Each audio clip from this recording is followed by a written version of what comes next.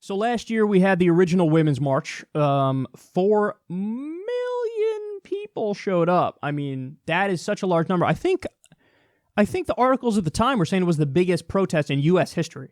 Multiple different cities, it just all over the country. People fucking poured out into the streets, and it was basically a sign of anti-Trumpism. And, well, yesterday and the day before, we had the second Women's March that actually carried over. It was one day, and then some of it carried over into the next day. But apparently in New York City, it's estimated that more than 200,000 protesters marched this year. There were approximately 50,000 protesters in San Francisco, 500,000 in Los Angeles, more than 40,000 in Oakland, tens of thousands in Seattle, and more than 10,000 in Washington, D.C. They say that some cities like Chicago and Philadelphia had larger protests this year than last year. And it's estimated that the two cities combined had more than 300,000 protesters. Now, in total, about a little over 1 million people showed up this year. That's the early estimates for this year's Women's March. So you had 4 million last year, right in the wake of Donald Trump getting elected. You could argue that's probably why there were even more people out there. Now a year in, 1 million people showed up. That's an impressive showing. You know, you are flexing some muscle if you get 1 million people to show up anywhere for any reason. But I have to say, you know, in my mind, if anything, it could have been the reverse. It should have been the reverse. So, like, okay, if a little over 1 million people show up for the first protest, I get it. You know, the guy didn't win the popular vote, Donald Trump. He's a fucking maniac. Look at his countless statements on the campaign trail that were just genuinely scary, and some of them advocating for war crimes. Hey, we're going to bring back torture and do it like crazy. We have to take out their families, killing civilians in the Middle East on purpose. So I get it. But there was also an argument early on of, hey, this guy's a monster. We know he's a monster, but at least on economics, he said some populist things. Maybe he'll pull through with it, whether it's, you know, stopping the trade deals that outsource all the jobs or protecting Medicare, Social Security, or any of that stuff. He didn't come through on that stuff. But I could see it would logically make sense to me that people would say, okay, we hate him, but just give him a little bit of a chance first. But no, you had the 4 million people originally. Now a year later, after all of his monstrous policies, there's fewer people. That doesn't make sense to me. I would say, hey, why don't you have even more people this time around? Because look at what the fucking guy did. The guy just passed a tax bill that cuts corporate taxes from 35% to 21%. That's a giant giveaway to the rich and corporations. I mean, we're already at a point in history where corporations are paying a historically low percentage of the tax burden. So he gives even more to corporations, shifting the burden on the middle class. And, I mean, that's like a shock to the system. Holy fuck, look at what this guy's doing. This is a class war waged by the rich and by corporations on working people, on middle-class people and poor people. That's what's going on. Over a decade, the tax bill raises taxes on everybody making $75,000 a year or less. The guy, over 3 million people lost health insurance his first year in office. Why? His countless executive orders that are just taking a hatchet to the kneecap of Obamacare. Gutting the marketing budget 90% so that they don't get the word out of, hey, it's time to enroll. I mean, the things that these guys did, they got rid of the individual mandate in Obamacare, which was the glue that held the fucking thing together in the first place. Premiums are up 20%. The list goes on and on. His cabinet is just packed full of Goldman Sachs executives. That's why they did a tax bill that was in favor of Goldman Sachs, in favor of corporations and Wall Street and the rich, because those guys wrote the fucking tax bill. The estate tax cut that nobody was asking for except the top 0.01%, that's in the bill. So the list goes on and on. I mean, now we're bombing 8 different countries. Obama was bombing 7. We added another one, Niger, for good measure. You know, we shouldn't have been bombing 7. Now we're bombing 8. And Trump's first military raid as president killed an 8-year-old American girl. I don't know why we're still not talking about that. That's a real fucking scandal right there. Instead of the shithole countries remark, he killed a fucking 8-year-old girl who's an American, his first raid as president. What the fuck? Increased drone strikes 432%. So with everything that the guy's actually done, how was there a decrease? How's there a decrease? How's there a fucking decrease in people that went out there? And then look, man, here's where my contrarian side kicks in, and I'm not doing this to be a dick. I'm doing this because I genuinely care about these issues, and I want to fix them. But look, if you're doing a march and the banner is Women's March, you're blowing off steam. That's what you're doing. You're blowing off steam. Oh, Women's March. Yay, we're good people. It's got a very Hillary-esque feel to it, a very McFeminist feel to it, a very, we're for good things and against bad things. Here's some platitudes, here's some cliches. Look at the pink fucking hats we're wearing.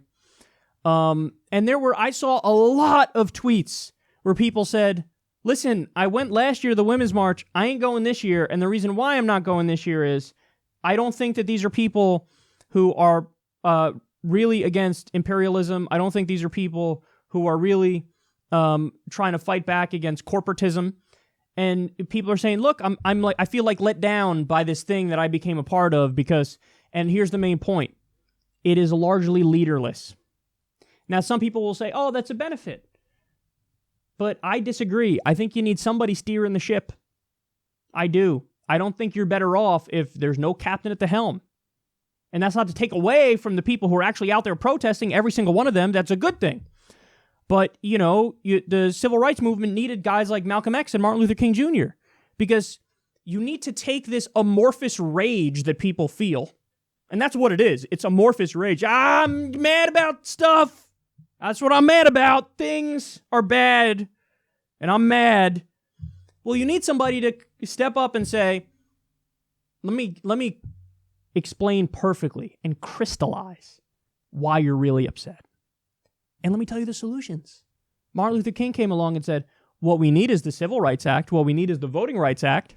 And then he went on to say his further arguments were we need unionization, we need a living wage, we need free health care. He said inequality in health care is the worst kind of injustice. We need to end all these wars. The U.S. government is the greatest purveyor of violence. My government is the greatest purveyor of violence on earth today. So you had somebody come along who said, yes, we're all mad. You got that amorphous feeling of anger, vague rage. But you need somebody who says, we're going to color within the lines here. We're not going to take the fucking crayon like a child and anger all over the place, yeah. No, you're going to color within the lines. Here's exactly what we're mad at, and here's exactly what the solutions are. So I think that's why you had a decrease, man. You had a decrease because this isn't issues-based, and when you and come on, keep it real. Women's March. It's a strong identity politics thing. CNN did an article. I read through it. I was cringing the entire time where they spoke to some people who marched in the Women's March, said, why are you doing this? So many of them were like, well, I'm for women and people of color and the LGBTQ community. Okay, that's good. But what does that mean? Give me exactly, so what do you mean? So how exactly are you for the LGBTQ community? What does that mean? Now, if you said, I'm in favor, there's over 20 states that still allow legal discrimination against the LGBTQ community. They could fire you if they're uncomfortable with you being gay. So we need anti-discrimination protections in those places. I'd say, great, that's a good reason to march. Wonderful. But when you just say, I'm for people who are downtrodden, yes, that's called virtue signaling. I'm for these people and these things. And then, there was a great sign I saw. Natalie Shore is a DSA member, I think in LA. And she was holding a sign that said, single payer is feminist, or it said Medicare for all is feminist. Now, look, I know some people might look at that and go, nah, like, why do you have to add the identity politics angle to it?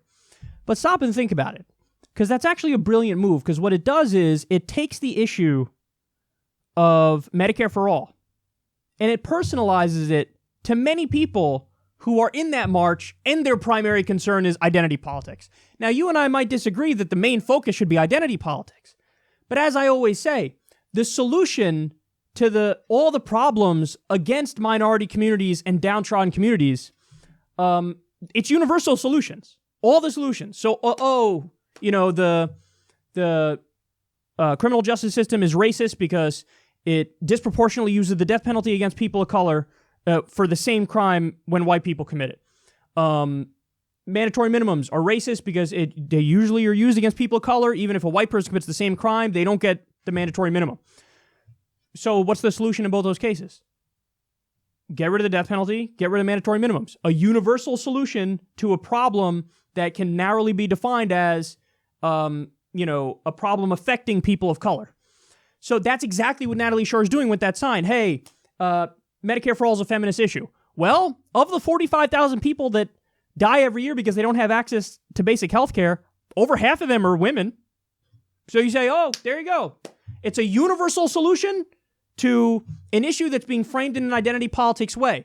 Now, again, if you're using that kind of messaging to appeal to people and show them the way to the right policies, I'll take it. I'll take it. In my mind, my sign would just say Medicare for all. But if you want to say it's a feminist issue and that makes it so that Medicare for all gets more momentum behind it and gets people saying, yes, this is exactly what we want, in the same way that vague, amorphous anger against a racist system that Martin Luther King said, Voting Rights Act, Civil Rights Act, that's what we want. You take the vague anger of we're fucking really mad and say, oh, and here's the solution. Fine, let's do that. So, but my point is you can't just, when I read through that CNN article, I was like, this is a problem. Because you ask people, hey, why are you marching? Disabled people aren't treated fairly. Women and people of color aren't treated fairly. I'm for change. It's got to be more than that. Or else people will go, you're just blowing off steam. That's what you're doing. You're out there going, I don't like Trump. Okay. What's your solution? And you can't just say, oh, I don't know, Hillary. Some politician. No. What exactly are you in favor of? Because it's not, you don't get to just give up on all this when your side wins. Because if you do that and you don't pressure your side, they ain't going to do Dickie McGee's acts for you. And that's why you need strong leaders in a movement. And let me just show you my tweet on this, because this really encapsulates how I feel about it. All of this grassroots anti-Trump fervor is a great sign. Now we must harness this energy to real solutions for the 99%. Get money out of politics, Medicare for all, free college, living wage, end the wars, New Deal, end the drug war, and much more. So some might say I'm wrong, but I think that if you had a focus for the Women's March that went beyond just Women's March, I think that could have done better. I do. And for example, a Medicare for All march. That is the solution. That's the solution to our healthcare woes, 100%. So I don't give a fuck if you say, Medicare for All is a fucking feminist issue, or Medicare for All is a black issue, or I don't care how you message it, but if that's the main core of what you're arguing for, I'm fucking right there with you. But when you just Women's March, okay, and then, I don't just want to, I was thinking in my head, how many people are out there doing this march? But in their mind, they're like, okay, I'm out here doing this march, and that's it. In other words, the march is an end in and of itself. You know what I mean? I think there were some people who were fine with that notion, and other people were like, this is like getting a little bit pregnant. It shouldn't be a thing. Oh, I'm a little bit pregnant. Yay, we're marching for stuff and things. Yeah, that's what. But no, if you were out there, Medicare for all, we're not going to fucking stop until we get it. Living wage, we're not going to stop until we get it. By the way, that's another issue where if you wanted to frame it as a feminist issue, you can. Why? Most people making the minimum wage, which is not a living wage, are women. So if you wanted to hold the sign, living wage is a feminist issue, fine, do it. Go ahead. Living wage, in my mind, is an issue that's good for all Americans. Like I said, universal solutions for every problem. But that's marketing that would work, and you would have a goal. You'd have a purpose. You wouldn't just be a little bit pregnant. You would be fucking pregnant. And you don't stop until you have that baby being a living wage or Medicare for all or ending the wars or what have you. So you have to harness this energy. Leaders have to harness this energy towards productive solutions. And what happened over the weekend is when I tweeted that, it did decent in terms of numbers for retweets and likes, but there was a congressman who actually responded to me. And he said, you're right, and this starts with electing, going out and voting and electing the right people. He said something to that effect. Now, the congressman who said that to me is Ted Lieu. I didn't respond to Ted Lieu, but I part of me wanted to respond to him because Ted Lieu is one of the first politicians who is relentlessly pushing this new Red Scare. All the time he talks about Trump, Putin, Trump. In fact, it says in his fucking Twitter bio, I don't take orders from Vladimir Putin. So my response to Ted Lieu when he says that to me is, no, Congressman, no. It starts with you, a Democratic congressman, and all the Democrats putting these issues front and center. Shut the fuck up with your Red Scare and, oh my God, Russia, Russia, Russia, Russia, Russia. Because there's no policy ends to that are positive for the people. There's no policy ends to that. The only logical policy conclusions from you fear-mongering against Russia all the time is an escalation with Russia, more sanctions against Russia, pushing to the brink of war with Russia. So instead of you putting that issue front and center, you put those issues I just laid out front and center. Living wage, Medicare for all, end the wars, end the drug war, New Deal, so on and so forth. You shouldn't be telling me, oh, it starts with voting. No, it starts with you saying these things to make us want to vote for you. We don't want to vote for you when you're fucking messageless and, Russia, shithole, something. No, it starts with you, Congressman. It starts with you. And that's my message to the protesters as well for the Women's March. I think you're good people and you mean well, but you have to sharpen your message or else nothing's going to happen. You're not going to win. If all you're expressing is amorphous rage and anti-Trump anger, then all you're going to get is amorphous politicians who are anti-Trump. And what does that mean? It means nothing. Because you get rid of Trump and what do you have? You still have the system in place that got us Trump in the first place. So again, by and large, I think that the people we're dealing with here are good people and they mean well, but you need leadership and you need to sharpen that message because that's not amorphous, vacuous, messageless, identity-driven drivel is not a long-term solution. It's called blowing off steam and it makes you feel good, but at the end of the day, it changes nothing.